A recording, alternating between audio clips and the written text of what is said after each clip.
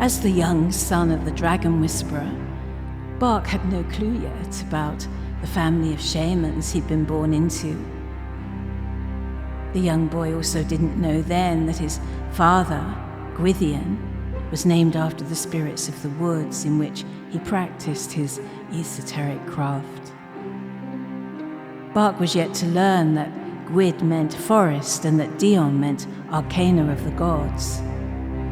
In other words, his father was well named for his ability to commune with the spirits of the wildwoods.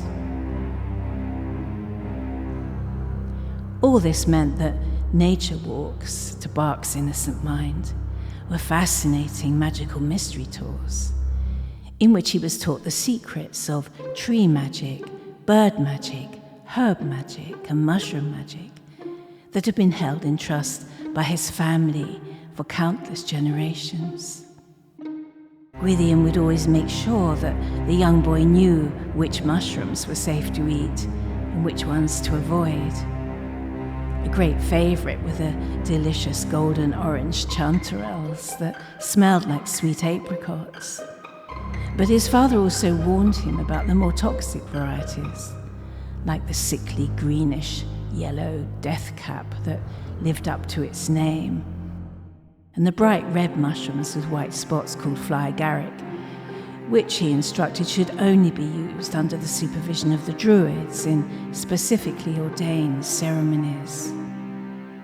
One day when they were sitting together, eating a picnic lunch on a lightning-felt trunk of an oak tree, Bach decided to ask Gwydion to tell him more about the uses of fly agaric, and how his father and mentor began that teaching stunned him in its breadth and in its depth. Every single living thing on this planet, including man, comes originally from fungi, the gift of the dragons, is how Gwydion began the teaching. We began to separate from the fungi peoples hundreds of millions of years ago. There was a silence after that, as Bach tried to digest the information. He could hardly imagine 1 year, let alone hundreds of millions of them. He watched as an army of ants scurried to and fro along a white gash in the bark of the felled oak that had been incised by jagged sky fire. A red-breasted robin hopped forward to pick up their crumbs, its head on one side as if it too wanted to hear what magic this mage of the wildwoods was going to reveal next. After a while, Gwydion went on. And so when we wish to receive guidance from our earliest ancestors, we do so by taking certain fungi under very particular sacred conditions in a druidic rite. Then when our forefathers see that we've observed the correct protocols, they invite us into their otherworldly realms to meet with them, and they appear to us as dragons.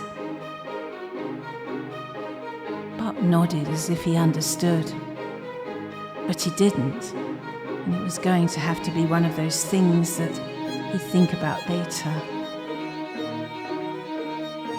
But Gwydion was going on. Few realise it, but there's nothing alive on this earth today that's not kept in good order by the fungi peoples.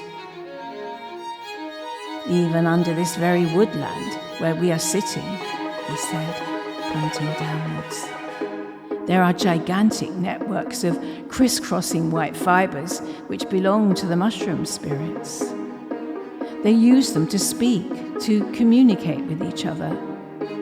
This way, they make sure that the trees get the right amount of groundwater at the right time, and then that the water flows away afterwards and is sent where it is needed next. The young boy looked surprised. Then he jumped down from the oak trunk and put his ear to the ground. After a while, he looked up and said, "I can't hear them." The dragon whisperer smiled. "Humans can't hear them," he explained. "It's something you haven't learned about yet. But there are lots of different voices going on around us all the time. The ears of man can hear only a very few. If that wasn't the case, we would be deafened by the noise. Gwydion laughed, imagining such a cacophony of sound. But then he was suddenly afflicted with self-doubt. Am I giving him too much information too soon? He wondered, stroking his chin. And yet I'm the only one who has the knowledge and the expertise to teach him what he needs to know. He's going to be in dire need of that wisdom later on, if not sooner. Time is not on our side. He knew from reading the stars that the young boy had the makings of one of the greatest heroes the world had ever known. And yet, at the same time, he had also been shown the enormous challenges that Bach would have to face. He had seen in the sky chart of the constellations that in his prime, his son would be challenged to a trial so terrifyingly dangerous that few humans would have the inner strength and courage to survive it. What if I'm not there at the time to help him? Gwydion worried to himself. No magician, no matter how great, knows the time of their passing.